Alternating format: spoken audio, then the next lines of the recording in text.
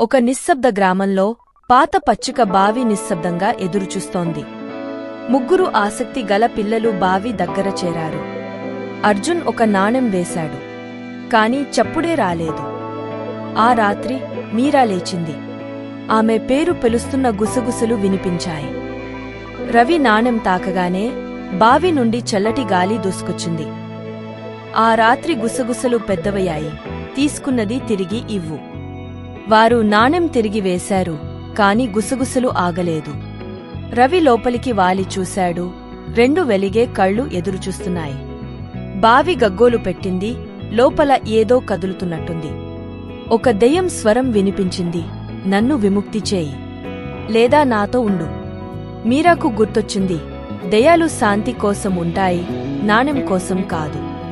వారు ప్రార్థించి నాణేల బదులు పువ్వులు వేశారు. బావి వెలిగింది. గుసగుసలు మాయమయ్యాయి. బావి మళ్లీ నిశ్శబ్దమైంది. కాని చంద్రకాంతి రాత్రుల్లో ఓ మృదువైన నిట్టూర్పు వినిపించేది.